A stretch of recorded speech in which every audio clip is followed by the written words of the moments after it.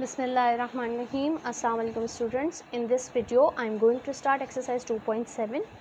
Before starting exercise 2.7 I want to discuss some properties with you.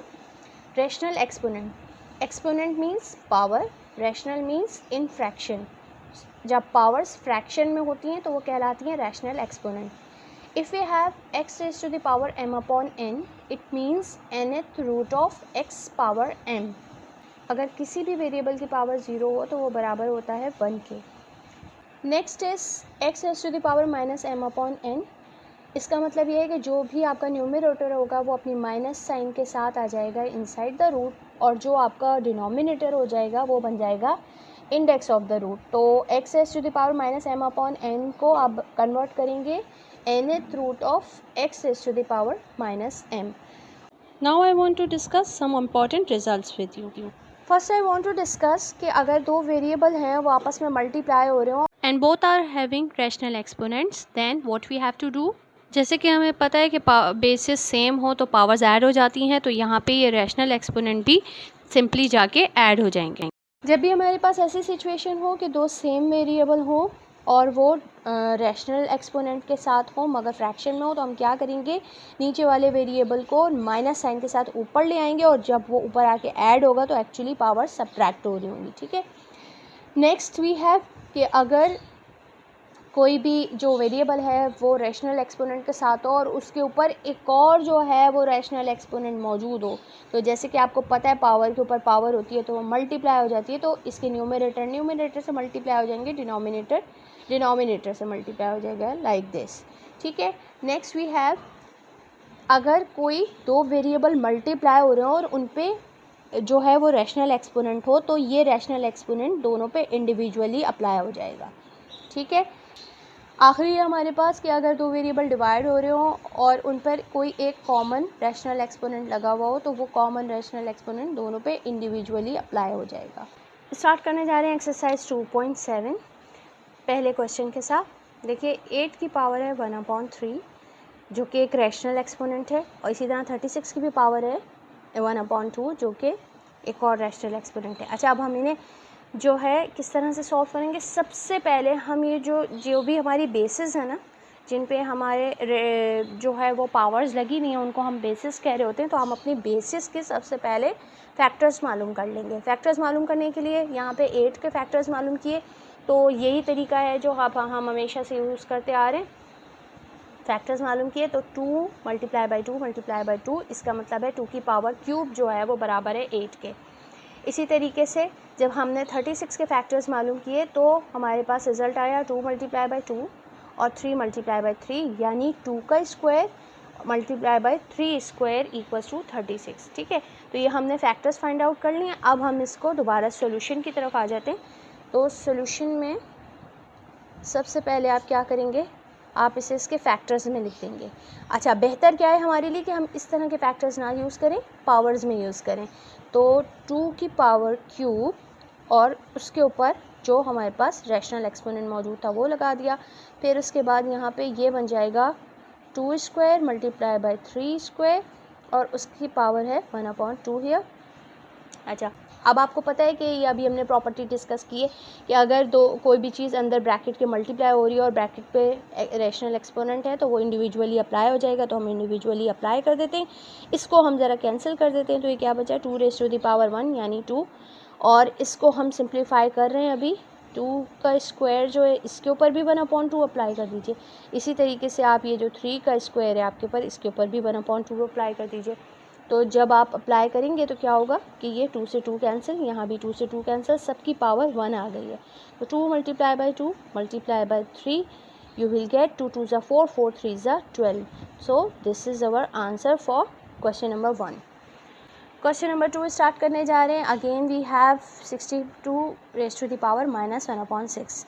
अच्छा, अब यहाँ पे क्या है, यहाँ पे नेगेटिव पावर आ रही है, मगर करने का तरीका वही होगा. सबसे पहले आप इसके फैक्टर्स फाइंड आउट कर लीजिए. जब 64 के फैक्टर्स हमने फाइंड आउट किए तो हमारे पास आ रहे हैं 2 जो आ रहा है वो हमारे पास आ रहा है 1 2 3 4 5 6 टाइम्स, यानी 2 raise to the power 6 equals to 64.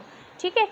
तो ये जो हमारे पास आंसर आया है इसको हम इस तरह से यूज़ करेंगे कि पहले हम इस जो रैशनल एक्सपोनेंट है इसे पॉजिटिव करेंगे। पॉजिटिव करने का तरीका क्या होता है, अगर न्यूमरेटर में है तो डिनोमिनेटर में ले जाइए, डिनोमिनेटर में है तो न्यूमरेटर में ले जाइए। अगर यहाँ पे ये किधर है, ये न्यूमरेटर में मौजूद है, ठीक है।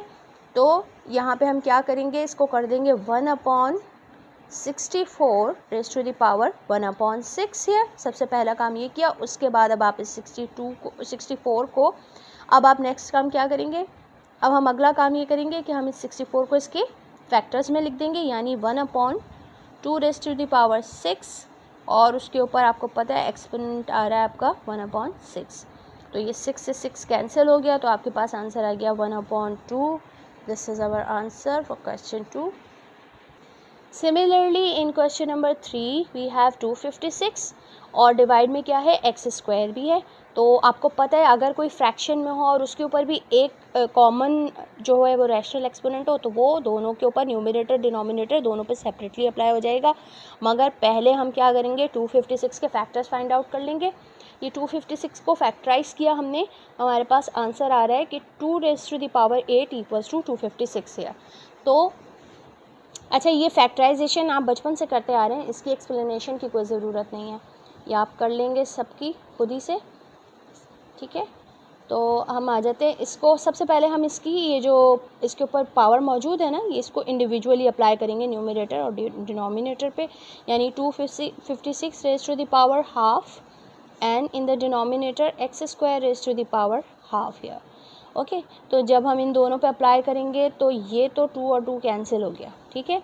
यहाँ क्या होगा, यहाँ हो जाएगा 2 रेज़ टू द पावर 8 और उसके ऊपर पावर है 1/2। तो नीचे डिनोमिनेटर में आपके पास क्या बचा है, एक्स।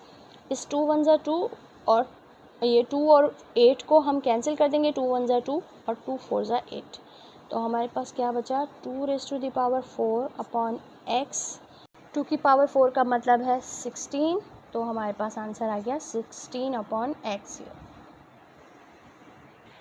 अब हम करने जा रहे हैं क्वेश्चन नंबर 5। तो इसमें भी आपको देखें ये, अच्छा इसमें पावर सेपरेटली अप्लाई हुई नहीं है सबके ऊपर। क्या है कि दो पावर्स जो हैं वो नेगेटिव हैं, एक न्यूमरेटर में और एक डिनोमिनेटर में। तो जैसे कि मैंने पहले आपको सवाल में बताया कि अगर पावर को नेगेटिव या पॉजिटिव करना है तो उसकी प्लेस चेंज कर दीजिए, न्यूमरेटर में तो डिनोमिनेटर में शिफ्ट कर दीजिए और डिनोमिनेटर में तो न्यूमरेटर में शिफ्ट कर दीजिए।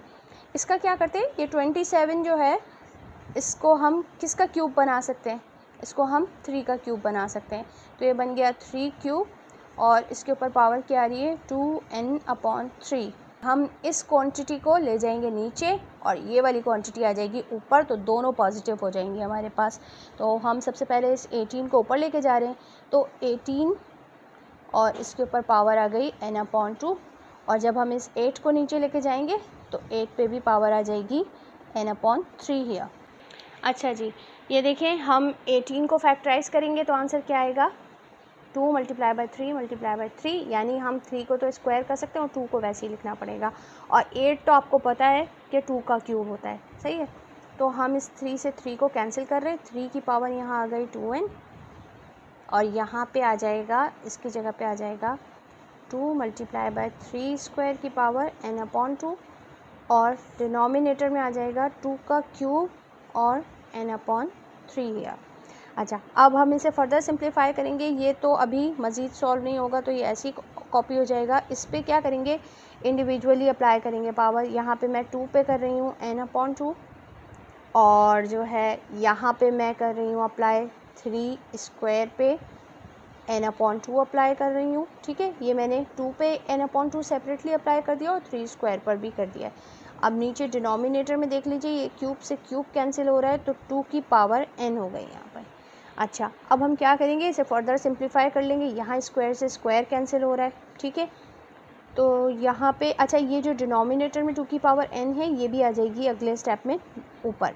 तो यहाँ पे ये 3 की बेस सेम है 3 2n और यहाँ पे ये 3 की पावर है n, ठीक है। इन दोनों को एक साथ कर दिया और इसी तरह से 2 की पावर है n/2 और एक और 2 की पावर नीचे से आ रही है 2 की पावर -n, ठीक है। इसी तरीके से ये देखिए, ये 3 बेसिस सेम है, पावर्स ऐड होंगी, 2n + n = 3n, 3 raise to the power 3n। और जब ये दोनों आपस में सॉल्व होंगी तो n - 2 - n, इसका मतलब है ये बनेगा 2 raise to the power -n/2। ठीक है, तो जब हम इसको माइनस को नीचे लेके जाएंगे तो ये पॉजिटिव हो जाएगा। तो हमारा आंसर क्या आएगा, इसको पॉजिटिव करने के लिए हम नीचे ले आए तो हमारे पास आंसर आया है 3 raise to the power 3n / 2 raise to the power n/2। This is our answer.